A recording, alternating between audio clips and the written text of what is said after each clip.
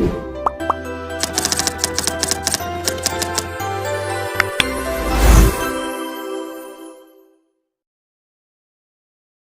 saya Dewi Ayu Wardani, NIM 224 11040 1009.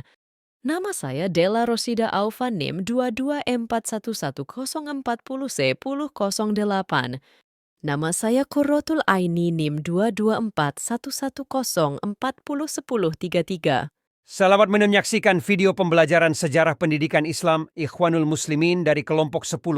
Saya Hasan Al-Banna, pendiri Ikhwanul Muslimin, dibantu oleh 6 tokoh yaitu Hafidz Abdul Hamid, Ahmad Al-Khusairi, Fuad Ibrahim, Abdurrahman Khasbullah Ismail, Iz Zaki Al-Maghribi. Ikhwanul Muslimin adalah sebuah organisasi di Mesir yang mempelopori pemberian dukungan bangsa Mesir terhadap kemerdekaan Indonesia. Ikhwanul Muslimin yang berarti saudara-saudara Muslim didirikan di kota Ismailiyah, Mesir, pada 1920 oleh Hasan Al-Banna dengan nama Jam'iyat Al-Ikhwan Al-Muslimin.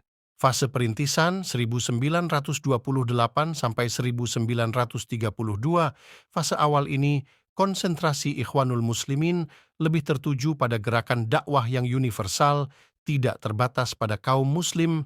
Hasan Al-Banna dan 6 tokoh lainnya kemudian mendirikan kantor pusat, madrasah tanzib, berbagai sekolah ma'had, forum kajian dan ceramah, penerbitan majalah Al-Fath, serta beberapa cabang.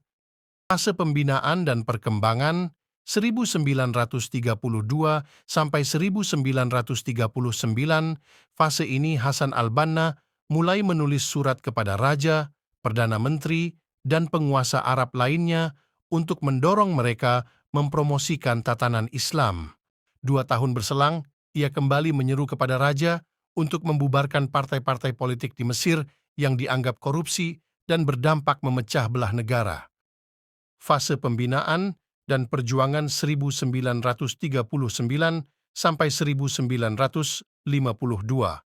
Ikhwanul Muslimin memanfaatkan Perang Dunia II untuk mengokohkan usaha dan menyempurnakan kekuatan mereka, termasuk turut serta dalam perang melawan Israel di Palestina pada 1948.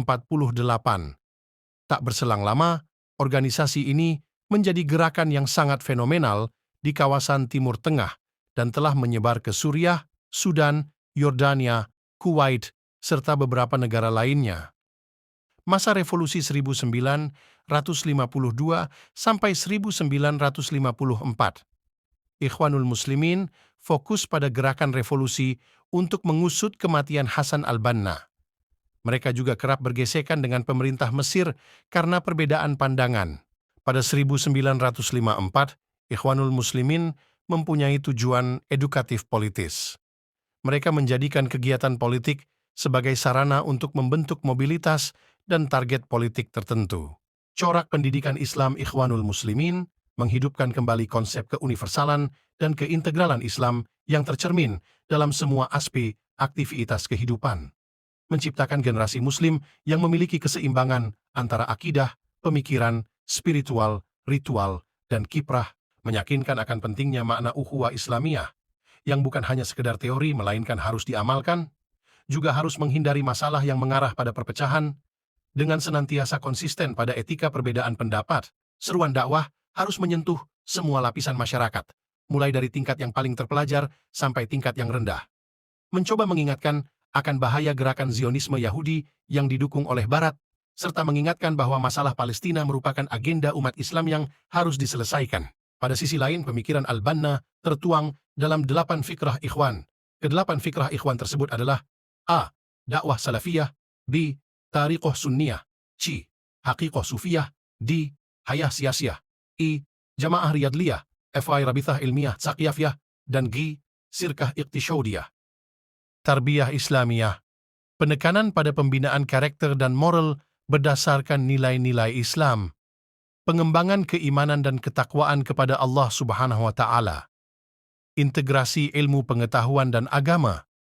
Pendidikan Ikhwanul Muslimin memadukan ilmu pengetahuan umum dengan pendidikan agama Islam. Metode pendidikan yang berpusat pada murid. Ikhwanul Muslimin menggunakan metode pengajaran yang interaktif dan partisipatif. Pendidikan untuk semua. Ikhwanul Muslimin berkomitmen untuk menyediakan akses pendidikan bagi semua orang, terlepas dari latar belakang sosial atau ekonomi mereka. Relevansi pendidikan Islam Ikhwanul Muslimin bagi lembaga pendidikan Islam di Indonesia. 1. Penekanan pada pembinaan karakter dan akhlak. 2. Integrasi ilmu agama dan ilmu umum. 3. Pemberdayaan umat Islam. 4. Peran aktif dalam masyarakat.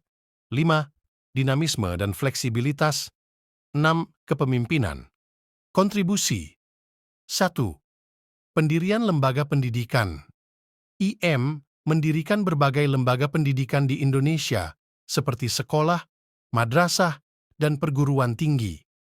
Lembaga-lembaga pendidikan ini telah memberikan kontribusi yang signifikan dalam menyebarkan pendidikan Islam di Indonesia. 2. Pengembangan kurikulum pendidikan Islam. IM mengembangkan kurikulum pendidikan Islam yang komprehensif dan seimbang. Kurikulum ini telah menjadi acuan bagi banyak lembaga pendidikan Islam di Indonesia. 3. Pemberdayaan guru dan tenaga kependidikan. IM memberdayakan guru dan tenaga kependidikan melalui pelatihan dan pengembangan profesional. Hal ini penting untuk meningkatkan kualitas pendidikan Islam di Indonesia.